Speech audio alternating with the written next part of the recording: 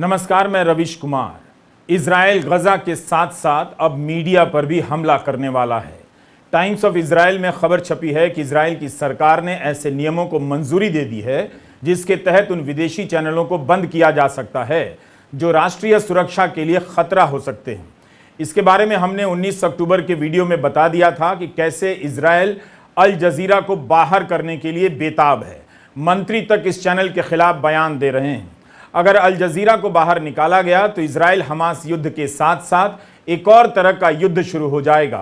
हारित्ज ने अपने संपादकीय में भी लिखा है कि आपात स्थिति का बहाना बनाकर राष्ट्रीय सुरक्षा के नाम पर नागरिकों के अधिकार कम किए जा रहे हैं और लोगों को गिरफ्तार किया जा रहा है। हारित्ज ने एक और संपादकीय में दोबारा से लिखा है कि यह युद्ध इजराइल के लोकतंत्र का इम्तहान है, मगर लग रहा है इजराइल इस इम्तहान में फेल होने जा रहा है। एक अखबार युद्ध के बीच अपने देश और सरकार को लगातार चेतावनी दे रहा है। इस बीच इजिप्ट की सीमा पर 175 लॉरियां खड़ी हैं। उम्मीद थी कि 20 अक्टूबर को 20 ट्रक जाने की अनुमति मिल जाएगी, मगर संयुक्त राष्ट्र ने कहा है कि अगले 1-2 दिनों में ही ट्रक रवाना हो सकेंगे। इजिप्ट में एक सप्ताह पहले से मदद के सामान पहुंचा दिए गए हैं, मगर गजा तक नहीं पहुंच पा रहा। संयुक्त राष्ट्र के महासचिव ने कहा है कि गजा में मदद पहुंचाने के जो भी रुकावटें हैं हम उनका सामना कर रहे हैं। ट्रक तैयार हैं, हम चाहते हैं कि मदद जल्दी पहुंचे। आप जानते हैं कि मदद का तुरंत पहुंचना बहुत जरूरी है। इसके बाद भी 2 दिनों की यह देरी अस्पताल में घायल लोगों के लिए भारी पड़ सकती है। WHO ने कहा है कि गजा में 2000 ट्रकों की जरूरत है। इजराइल ने 11 अक्टूबर को गजा में पानी की सप्लाई बंद कर दी थी। ह्यूमन राइट्स वॉच ने ट्वीट किया है कि गजा में 6 लाख लोगों को साफ पानी नहीं मिल रहा है। क्या इतनी बड़ी आबादी को गंदा पानी पीने पर मजबूर किया जा सकता है या उन्हें प्यासा रखा जा सकता है? यह सब हो रहा है तो फलस्तीन की जनता के साथ संवेदनाएं जताने का अमेरिका का, भारत का या किसी भी देश का क्या असर है और इसका क्या मतलब रह जाता है? फलस्तीनी स्वास्थ्य मंत्रालय के अनुसार इजराइल ने 24 अस्पतालों को खाली करने के लिए कह दिया है। तो इन अस्पतालों में जो डॉक्टर मरीज हैं कहां जाएंगे? क्या एक तरह से उन्हें मरने के लिए नहीं कहा जा रहा? फलस्तीन का ही आंकड़ा है कि 4000 से अधिक फलस्तीनी नागरिक मारे गए हैं और घायलों की संख्या 12000 से ज्यादा हो गई है। मरने वालों में ज्यादातर महिलाएं हैं, बच्चे हैं। फलस्तीनी स्वास्थ्य मंत्रालय ने कहा है कि 1600 बच्चे मारे गए हैं। इजराइल को पता है कि गजा में 9 लाख से अधिक बच्चे हैं और लगातार बमबारी से उनकी जान को खतरा है, फिर भी युद्ध विराम के लिए राजी नहीं हो रहा। अस्पतालों में फर्श पर ऑपरेशन हो रहे हैं और सिर का विनेगर से इलाज हो रहा है। मलबे के नीचे कितने लोग दबे होंगे कोई नहीं जानता। 19 अक्टूबर को गजा शहर में दुनिया के तीसरे सबसे पुराने चर्च पर हमला कर दिया गया, जिसमें 18 लोगों की मौत हो गई। उधर इजराइल की तरफ से सूचना है कि उसकी सेना ने लेबनान की सीमा से लगे एक शहर किर्यात शमोना के हजारों लोगों को शहर खाली करने के लिए कहा है। इसी तरह दक्षिणी गजा से लगे शहर स्तेरोत के लोगों को भी खाली करना पड़ा। इस शहर पर हमास का हमला हुआ था। इसके अलावा इजराइल अरब देशों के दूतावासों को भी खाली कर रहा है। समाचार एजेंसी AFP ने लिखा है कि इजराइल ने अपने नागरिकों को तुर्की से वापस बुलाने के बाद अपने दूतावास के अधिकारियों को भी बुला लिया है। बताया गया है कि विदेशों में इजरायलियों के खिलाफ आतंकी हमले की बढ़ती आशंका को देखते हुए इस तरह के फैसले लिए जा रहे हैं। खबर यह भी है कि 21 अक्टूबर को काहिरा में एक शांति सम्मेलन होने जा रहा है। इसमें 8 देश हिस्सा लेंगे। फलस्तीन अथॉरिटी के राष्ट्रपति मोहम्मद अब्बास भी हिस्सा लेंगे और फलस्तीन का साथ देने वाला दक्षिण अफ्रीका भी है और इजराइल का साथ देने वाला जर्मनी भी। तो क्या इस बैठक से कोई नतीजा निकलेगा? इसी संदर्भ में आज हम अपने वीडियो में अमेरिका, अरब देशों और भारत की कूटनीति राजनीति पर बात करेंगे। फलस्तीन को लेकर अरब देशों की इस समय पॉलिटिक्स क्या है? इजराइल की लड़ाई को अमेरिका की अपनी लड़ाई बताने वाले जो बाइडेन की पॉलिटिक्स क्या है? क्या अरब देश भी इजराइल की लड़ाई को अमेरिका की लड़ाई मानेंगे या अपनी लाइन को आगे बढ़ाकर इजराइल को एक समझौते के लिए मजबूर कर पाएंगे?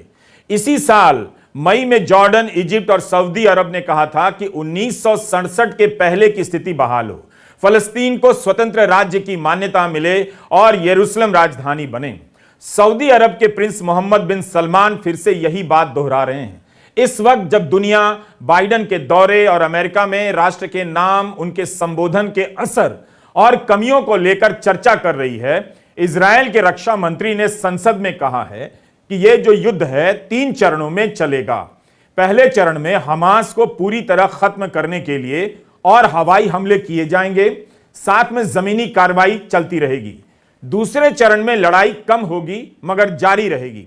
तीसरे चरण में हम गजा में एक नया सुरक्षा तंत्र बनाएंगे। वहां की रोजमर्रा की जिंदगी से इजरायल अलग हो जाएगा और इजरायल नागरिकों और गजा के आसपास के लोगों के लिए सुरक्षा की सूरत हमेशा के लिए बदल जाएगी। तो क्या यह इजरायल का प्रस्ताव है? ऐसा प्रस्ताव या इस तरह की बातें भारत, अमेरिका या अरब देशों ने फलस्तीन को लेकर तो नहीं कही हैं। क्या यह फलस्तीन की मांग का समाधान है? इसे कौन स्वीकार करेगा? क्या अमेरिका करेगा? अरब देश करेंगे? अरब देश केवल अपनी बात कह रहे हैं या वे इस बार फलस्तीन के मुद्दे को किसी अंजाम तक पहुंचने का इरादा रखते हैं या पहुंचा पाएंगे? लग रहा था कि बंधकों को रिहा करने में उनकी कोई भूमिका होगी। 13 दिनों तक इसका कोई नतीजा नहीं निकला, ना उनकी भूमिका नजर आई। यह जरूर है कि अमेरिका से लेकर भारत तक फलस्तीन की मांग पर भी जोर दे रहे हैं, उनके अधिकारों की बात कर रहे हैं, मगर इसमें अरब देशों की कितनी भूमिका है, उनका कितना दबाव है, कहना मुश्किल है। और अब इजरायल के इस नए प्रस्ताव के बाद, गजा को लेकर नए प्रस्ताव के बाद अमेरिका, भारत और अरब देश नए सिरे से क्या करते हैं, देखने की जरूरत है। लेकिन इस जंग से पहले अरब देशों और इजरायल के बीच संबंध सुधरने लगे थे। इन समझौतों में फलस्तीन को किनारे कर दिया गया। इन सवालों पर हम लौटेंगे और विस्तार से चर्चा करते रहेंगे। हमने द हिंदू अखबार की पत्रकार सुहासिनी हैदर से इस सवाल को लेकर बात की कि फलस्तीन का सवाल और अरब देशों का आक्रामक अंदाज क्या कोई नतीजा लेकर आने वाला है या एक नए बहाने के साथ पुरानी यथास्थिति बहाल कर दी जाएगी? रवीश, ये मुश्किल सा सवाल है, क्योंकि अगर ये देखा जाए कि पिछले कुछ सालों में ना कि सिर्फ भारत जैसे देश या दूसरे देश इजराइल के साथ अपने संबंध बहुत करीब कर रहे हैं, चीन भी है, रूस भी है, पर जो देश पिछले 70 साल से इजराइल के साथ उनके कोई भी डिप्लोमेटिक टाइज नहीं थे, आपसी संबंध नहीं थे, वो भी इजराइल के साथ अब संबंध जोड़ चुका है। यूएई है, बहरीन है, मोरक्को है, हालांकि यहाँ तक कि सऊदी अरेबिया भी बातचीत में था इजराइल के साथ। उनके कुछ ऑफिशियल्स गए हुए थे, इजरायली ऑफिशियल्स सऊदी अरेबिया में थे काफ़ी रिसेंटली। तो जो ये डिप्लोमेटिक टाइज खोलने की बात हो रही थी, उसमें ऐसा लग रहा था कि पैलेस्टीन कॉज जो है या पैलेस्टीनियन फ्रीडम स्ट्रगल जो है, जो भी बुलाते हैं वो थोड़ा सा ठंडा पड़ गया था, और उसके लिए जो सपोर्ट था वो भी थोड़ा ठंडा पड़ गया था कि इतने सारे देश जिन्होंने पहले कभी नहीं इजराइल के साथ अपने संबंध जोड़े थे, अब वो जोड़ने में था। और भारत के साथ जैसे इंफ्रास्ट्रक्चर प्रोजेक्ट्स में भी था, यूएई I2U2 में था, सऊदी अरेबिया IMEC में था। तो अगर ये ट्रेंड हमने जो देखा था पिछले सालों से, मुझे लगता है कि इस अटैक के बाद, हमास के अटैक के बाद और उसके बाद जो गोलीबारी हुई है, बमबारी हुई है इजराइल की तरफ से, उसके बाद उस पर थोड़ा सा रोक पड़ गया है। तो मुझे नहीं पता कि अगर पैलेस्टीनियों के लिए कोई ज़्यादा सपोर्ट मिलने वाला है अगले कुछ हफ्तों में, लेकिन ये हम ज़रूर देखेंगे कि हमदर्दी सब जताएंगे और जो उनके जो प्लान्स थे इजराइल के साथ आपसी संबंध के लिए, वो शायद अभी ठंडे पड़ जाएंगे। शुरू में लग रहा था कि इस मामले में अरब देशों की अहम भूमिका होने वाली है। अमेरिका के विदेश सचिव एंटनी ब्लिंकेन हमास के हमले के बाद कई दिनों तक मध्य पूर्व के देशों का दौरा ही करते रहे, लेकिन ना तो वे किसी को बंधकों की रिहाई में मध्यस्थ बना सके, ना किसी को इसके लिए मना सके कि फिलहाल गजा के लोगों को शरण दीजिए या इजिप्ट मदद पहुंचाने का रास्ता खोल दे। इसकी भी अपनी राजनीतिक पृष्ठभूमि है। गजा के लोग एक बार धोखा खा चुके हैं, इसलिए अरब देशों के लिए इस मामले में राजी होना आसान नहीं था कि उनके यहां गजा के लोग आकर बस जाएं। एक तरह से सबने इजराइल की निंदा की है, क्रिटिसाइज किया है अरब देशों ने, लेकिन कोई नहीं राजी है कि और पैलेस्टीनी अपने देश में आए। इजिप्ट ने आपने देखा होगा कि एक जो बचा एग्जिट था गजा से इजिप्ट की तरफ रफा पे, उसको बंद किया हुआ है। उन्होंने कहा कि जब तक इजराइल एड नहीं अलाउ करेगी इस तरफ से, वो जो फॉरेन सिटीजन्स है या ड्यूअल नेशनल सिटीजन्स गजा में फंसे हुए हैं उनको भी बाहर नहीं आने देंगी। तो जैसे सारी अरब देशों ने इस तरह का रवैया अपनाया है कि निंदा करते हैं, ओआईसी में निंदा हुई है, अरब लीग में निंदा हुई है, लेकिन पैलेस्टीनियों को वो अपने यहाँ रखना नहीं चाहते हैं, ऐसा तो लगता है। लेकिन एक चीज़ याद रखनी पड़ेगी रविश कि इसका भी कोई इतिहास है। 1948 में जो पैलेस्टीनियन मानते हैं उनको उसको नकबा बुलाते हैं कि जब ब्रिटिश फोर्सेस और यूएन के फोर्सेस ने फोर्सिबली इनको अपने घरों से निकाला था, उसके बाद वो कभी अपने घर वापस नहीं जा पाए। और तब से लेके आज तक जितने इजरायली सेटलमेंट्स वहाँ पे बने हैं वो ऐसे ही बने हैं कि पैलेस्टीनियों को पहले वहाँ से हटा दिया, उनके घरों को फिर ध्वस्त कर दिया, और फिर उसी पर सेटलर्स आए हैं, इजरायली सेटलर्स ने अपना घर बनाया है। और पैलेस्टीनी जो आप देख सकते हैं, सारे जो रेफ्यूजीज जॉर्डन में हैं, इजिप्ट में हैं, और भी देशों में हैं, वो कभी वापस घर नहीं जा पाए। तो अरब देशों का ये भी मानना है कि अगर वो इस गजा में अभी एक प्रेशर कुकर के समान तापमान है, प्रेशर कुकर के समान स्थिति है, तो अगर इस प्रेशर कुकर से वो कहें कि पैलेस्टीनियों को आप निकाल दो, जो 2 मिलियन या 20 लाख पैलेस्टीनियन हैं वहाँ पे, फिर इजराइल पे प्रेशर कम होगा। इजराइल फिर गजा को बिल्कुल जो भी चाहता है वो कर सकता है वहाँ पे, क्योंकि अब तक इजराइल ने जब 2006 में अपने फोर्सेस को निकाला था, सेटलर्स को निकाला था एक अग्रीमेंट के तहत, तब से इजराइल ने सोचा है कि गजा में जाना अच्छा नहीं है, क्योंकि वहाँ इतनी आबादी है कि कहीं से भी खतरा हो सकता है। लेकिन अब अगर ये सब वहाँ से निकल जाएं तो अरबी देश ये भी सोच रहे हैं कि फिर इजराइल फिर से कब्जा कर सकता है या फिर से ऑक्यूपेशन वहाँ लगा सकता है। हालांकि इजराइल ने इसको नकारा है। उन्होंने कहा है कि हम सिर्फ यहाँ पे हमास को पकड़ने के लिए और अपने हॉस्टेजेस, अपने बंदियों को वापस लाने के लिए हम ये ऑपरेशन कर रहे हैं। अमेरिका के पब्लिक रेडियो एनपीआर ने लिखा है कि अस्पताल पर हमले के बाद अरब देशों ने मिलने से इनकार कर दिया। बाइडन इतनी दूर गए और 31 घंटे में वापस आ गए। बाइडन जॉर्डन में वहां के राजा, इजिप्ट के राष्ट्रपति अल सिसी और फलस्तीनी अथॉरिटी के अध्यक्ष महमूद अब्बास से मिलने वाले थे।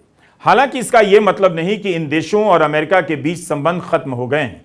जो बाइडन फलस्तीन के सवाल को भी उठा रहे हैं, बार बार कहे जा रहे हैं कि फलस्तीनियों और हमास में बहुत फर्क है, मगर फ्रांस और जर्मनी में फलस्तीनियों के पक्ष में समर्थन करने पर, विरोध प्रदर्शन करने पर रोक है, जुर्माना लगा दिया जाता है। इसके बाद भी फ्रांस में बहुत बड़ी संख्या में फलस्तीन के पक्ष में प्रदर्शन हुए हैं।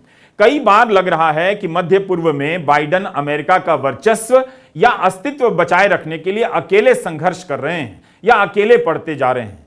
अरब देशों में चीन का निवेश बहुत हो चुका है। उनके संतुलन को साधते साधते बाइडन भी तराजू पर कभी इधर झुकते हैं, कभी उधर झुक जाते हैं। अरब देशों में फलस्तीन को लेकर भावुक राजनीति होती रही है। इस भावुकता का लाभ उठाकर कई दशकों तक अरब देशों ने खुद को मुस्लिमों का रहनुमा बनाने की कोशिश की, मगर अब यह भ्रम टूटता नजर आ रहा है। साफ दिख रहा है कि फलस्तीन को लेकर आम जनता के बीच जो नाराजगी है, वैसी नाराजगी वहां के हुक्मरानों में नहीं है। वे बयान तो दे रहे हैं, मगर बयान से ज्यादा कुछ भी नहीं कर रहे। इस युद्ध से पहले इन सभी देशों ने फलस्तीन के मसले को छोड़ इजराइल से संबंध बनाना शुरू कर दिया। जैसे इनके बीच ये एहसास हो गया था कि फलस्तीन के मुद्दे से जितना मिलना था मिल गया, जितना निवेश उसमें करना था कर लिया, मगर कुछ होने वाला नहीं। इजिप्ट और जॉर्डन ने साफ कर दिया है कि वह गजा के लोगों को अपने यहां शरण नहीं देगा। अभी तक अरब देशों ने हमास को उकसाने और इजराइल को देख लेने के बयान से ज्यादा क्या किया? तो साफ नहीं है कि इस युद्ध के दौरान और बाद में अरब देशों का फलस्तीन से क्या रिश्ता होगा, किस तरह से इजराइल के साथ उनका रिश्ता होने जा रहा है। क्या भारत फलस्तीन को लेकर भी वैसी ही औपचारिकता निभा रहा है? मुश्किल में है जिस तरह की औपचारिकता अरब देश निभा रहे हैं। स्कॉटलैंड के प्रथम मंत्री हमजा यूसुफ ने कहा है कि अगर ब्रिटेन की सरकार ऐसी स्कीम तैयार कर दे तो स्कॉटलैंड वहां से आने वाले शरणार्थियों का स्वागत करेगा और अपने अस्पतालों में उनका इलाज करेगा। मुमकिन है यह दुनिया का पहला देश है जिसने इस तरह की घोषणा की है। जैक खौरी ने अपने संपादकीय लेख में लिखा है कि क्या बाइडन इजराइल सरकार की इस पोजीशन को स्वीकार करेंगे कि गजा में हमास की सरकार को नष्ट करना होगा ताकि लड़ाई के अंत में हमास का गजा से सब कुछ मिट जाए। क्या बाइडेन युद्ध की दिशा और समय को लेकर ही चिंतित रहेंगे या युद्ध के बाद क्या होगा उसका खाका भी पेश करेंगे? इस सवाल का मतलब मध्य पूर्व के इलाके में कूटनीतिक प्रयासों से है। क्या अमेरिका अरब देशों के साथ मध्यस्थता करेगा, सभी को बातचीत की मेज पर लाएगा? बाइडेन को नेतन्याहू से पूछना चाहिए था कि इस युद्ध के बाद क्या होगा, उनके कूटनीतिक लक्ष्य क्या होंगे। हारेट्स के संपादकीय में लिखा है कि बाइडेन को इजराइल का अभिभावक बनना और इजराइल को बच्चा समझना बंद कर देना चाहिए। फलस्तीन को भी शांति चाहिए, उनके बॉर्डर को मान्यता चाहिए। क्या अमेरिका इसके लिए पहल करेगा? क्या बाइडेन इजराइल से कह पाएंगे कि आपको दुख तो पहुंचा है, हमला हुआ है, मगर फलस्तीनी भी विलुप्त या समाप्त होने वाले नहीं हैं। गजा को खाली नहीं कराया जा सकता, ना वेस्ट बैंक को। यह भी कहा जा रहा है कि बाइडेन ने जिस तरह से इजराइल को समर्थन दिया है, अब इजराइल के हर कदम की जवाबदेही उसकी भी हो सकती है। इजराइल की हर क्रूरता में अमेरिका भी शामिल माना जाएगा। बाइडेन ने कहा कि इजराइल की लड़ाई अमेरिका की लड़ाई है, क्योंकि अगर इजराइल हार गया तो मध्य पूर्व में आतंक फिर से सर उठाने लगेगा और यह अमेरिका की राष्ट्रीय सुरक्षा के लिए खतरा हो सकता है। राष्ट्र के नाम संबोधन में बाइडेन ने कहा कि पुतिन और हमास अलग अलग खतरे दर्शाते हैं, पर इनमें जो समान बात है वो ये कि दोनों ही पड़ोसी लोकतंत्रों को खत्म करना चाहते हैं। तो बाइडेन लोकतंत्र बचाने के लिए इजराइल का साथ दे रहे हैं, मगर युद्ध से पहले और अभी भी इजराइल में नेतन्याहू पर आरोप लग रहा है कि वे लोकतंत्र को खत्म कर रहे हैं। इजराइल की जनता और सेना के लोग भी नेतन्याहू के खिलाफ सड़कों पर उतरे हुए थे। इस समय जब युद्ध चल रहा है, इजराइल के प्रधानमंत्री के खिलाफ नाराजगी किसी तरह से कम नहीं हुई है। वहां के अखबार लिख रहे हैं कि इस व्यक्ति ने लोकतंत्र की हर संस्थाओं को कुचल दिया। तब क्या अमेरिका इजराइल में लोकतंत्र की बहाली कराने गया था या बचाने गया था? अमेरिका इजराइल के साथ मजबूती के साथ खड़ा है, मगर इसके पीछे जो कारण बता रहा है उसमें बहुत सारे कंफ्यूजन दिखाई देते हैं। बाइडेन ने जरूर अपने बयान से हमास और फलस्तीन के बीच के फर्क को बहुत साफ किया, वरना भारत से लेकर दुनिया के कई देशों और मीडिया चैनलों में दोनों को एक ही बताया जा रहा है। भारत में हमास और फलस्तीनी मांग को एक समझने वाले भी कंफ्यूज हैं। एक अंतर और नोट कीजिए, भारत ने फलस्तीन के समर्थन में दो बार बयान जारी किया, मगर एक बार भी फलस्तीन और हमास में अंतर को साफ नहीं किया, जिस तरह से अमेरिका के राष्ट्रपति जो बाइडेन ने किया है। प्रधानमंत्री मोदी ने फलस्तीनी अथॉरिटी के राष्ट्रपति मोहम्मद अब्बास के साथ फोन पर बात की। यह बातचीत बाइडेन के फोन पर बात करने के बाद हुई। प्रेस रिलीज में लिखा गया है कि प्रधानमंत्री ने गजा के अल अहली अरब अस्पताल में नागरिकों के मारे जाने पर गहरा शोक व्यक्त किया। भारत और इस क्षेत्र के बीच पारंपरिक रूप से घनिष्ठ और ऐतिहासिक संबंधों पर प्रकाश डालते हुए प्रधानमंत्री ने क्षेत्र में आतंकवाद, हिंसा और बिगड़ती सुरक्षा स्थिति पर गहरी चिंता व्यक्त की। उन्होंने इजराइल फिलिस्तीनी मुद्दे पर भारत की दीर्घकालिक और सैद्धांतिक स्थिति को दोहराया। यह स्थिति क्या है यह नहीं बताया। प्रधानमंत्री ने बताया कि भारत फलस्तीनी लोगों के लिए मानवीय सहायता भेजना जारी रखेगा। दोनों नेता संपर्क बनाए रखने पर सहमत हुए। ये सारी बातें वही हैं जो 12 अक्टूबर को विदेश मंत्रालय के प्रवक्ता अरिंदम बागची ने प्रेस कॉन्फ्रेंस में कही थी कि भारत हमेशा से ही इसकी वकालत करता रहा है कि सीधी बातचीत के जरिए स्वतंत्र और संप्रभु फलस्तीनी राज्य का गठन होना चाहिए। भारत ने फलस्तीन को लेकर अपनी ऐतिहासिक स्थिति को याद करने में जरा देर कर दी। हमले के पहले दिन इजराइल के प्रति समर्थन जता दिया, उसमें फलस्तीन को लेकर कुछ भी नहीं कहा गया। 12 अक्टूबर को पहली बार फलस्तीन पर भारत की आधिकारिक प्रतिक्रिया आती है, वह भी लिखित रूप में नहीं। उससे पहले 8 अक्टूबर को कांग्रेस ने फलस्तीन के सवाल पर अपना समर्थन जता दिया था। तब बीजेपी ने कांग्रेस के इस स्टैंड की आलोचना की। असम के मुख्यमंत्री हेमंता बिस्वा शर्मा ने कांग्रेस की तुलना पाकिस्तान तालिबान से कर दी। लेकिन जब भारत के विदेश मंत्रालय का फलस्तीन पर बयान आ गया तो जो कांग्रेस की लाइन पर ही था, तब सब इस मुद्दे को छोड़कर भाग गए। यही नहीं, एक सवाल यह भी है कि भारत विश्वगुरु बनने की चाहत रखता है, शांति का विश्वदूत बनना चाहता है, तो वह आगे बढ़कर पहल करने से क्यों कतराता है? अमेरिका की पहल के बाद क्यों पहल करता है? आखिर 2-3 ट्वीट के अलावा प्रधानमंत्री मोदी की इस मामले में क्या भूमिका है? क्या सार्वजनिक रूप से आप कुछ भी जानते हैं? उनके ट्विटर हैंडल पर जाकर देख लीजिए। जो बाइडेन ने कई बार कहा कि हमास अलग है, फलस्तीनी जनता और उनकी बात अलग है। यहां तक कि इजराइल से लौटते हुए बाइडेन ने जहाज में कहा कि एक ही काम करने आए थे, गजा को मदद पहुंचे, इसके लिए आए थे और वो काम हो गया। बाइडेन ने कहा कि गजा में सहायता पहुंचाना मेरे लिए सबसे जरूरी कामों में से एक था। उन्होंने कहा कि ज्यादातर लोगों को नहीं लगा कि मैं ये करवा पाऊंगा और ज्यादातर लोग नाकामी से नहीं जुड़ना चाहते हैं। बाइडेन ने कहा कि मुझे लगा था कि मुझे बीबी को मनाने में और वक्त लगेगा, मगर वे जल्दी मान गए। बाइडेन ने साफ साफ कहा कि इजराइल के साथ बुरा हुआ है, मगर इजराइल के पास उन लोगों की सहायता करने का मौका है जो कहीं नहीं जा सकते, तो उन्हें ऐसा करना चाहिए। बीबी नेतन्याहू को कहा जाता है। प्रधानमंत्री मोदी भी नेतन्याहू को अपना दोस्त बताते हैं। उनकी भूमिका इसमें अभी तक नजर नहीं आई। इस मामले में बाइडेन ने एक जोखिम तो उठाया।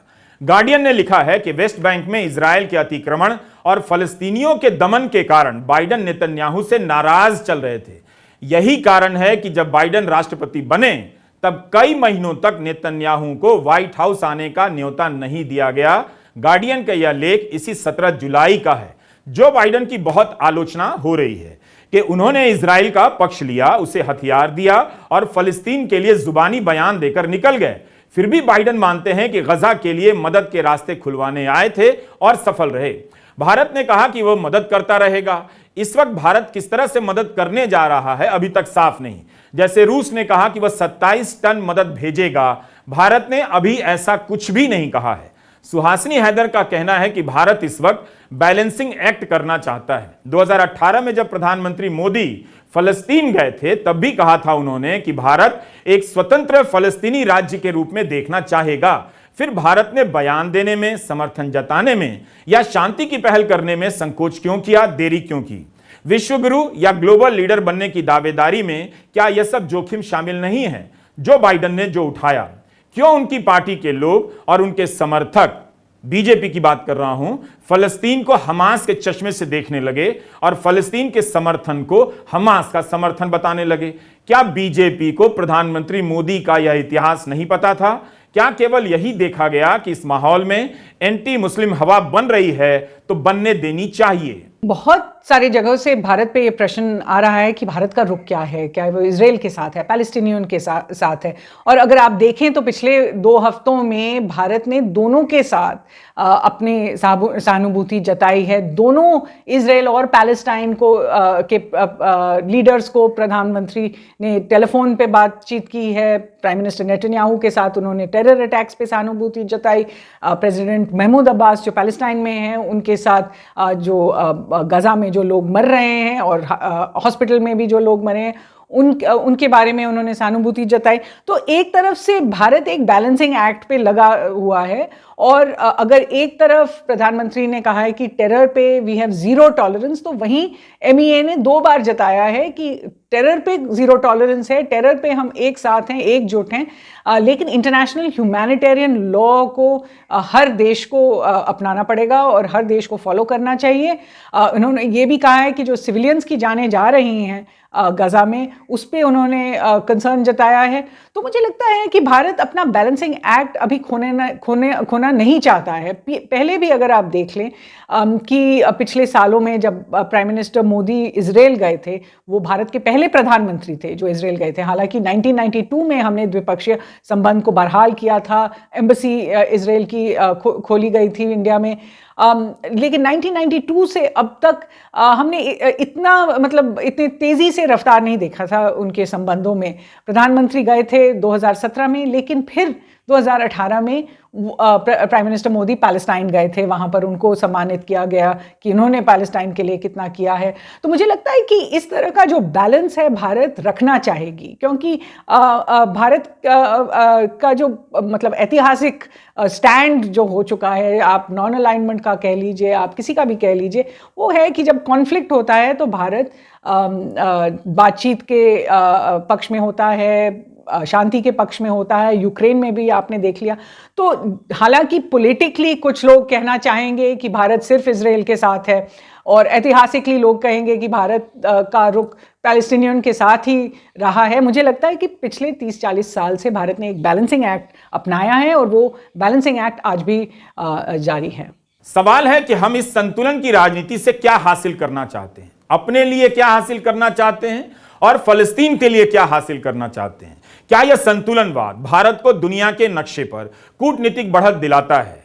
अरब देशों के साथ भारत के अच्छे संबंध रहे हैं हमेशा से, कई बार नाजुक मोड़ से गुजरते रहे हैं, मगर इन संबंधों में व्यापक स्थिरता देखी जा सकती है, अब भी है। फिर भी भारत इस पूंजी का लाभ उठाकर इस इलाके में शांति की कोशिश क्यों नहीं करता। क्या इस वजह से अब बयान फलस्तीन के लिए देना है और दोस्ती इजराइल से निभानी है, इसी चक्कर में गोल गोल घूमते रहना है। रूस ने भी इस इलाके में दखल बढ़ा दी है। रूस ईरान के समर्थन में आ गया है और कह रहा है कि ईरान पर आरोप लगाना आग में घी का काम करेगा। युद्धपोत और बम वर्षक के आने का स्वागत मत कीजिए। इस लड़ाई से दुनिया को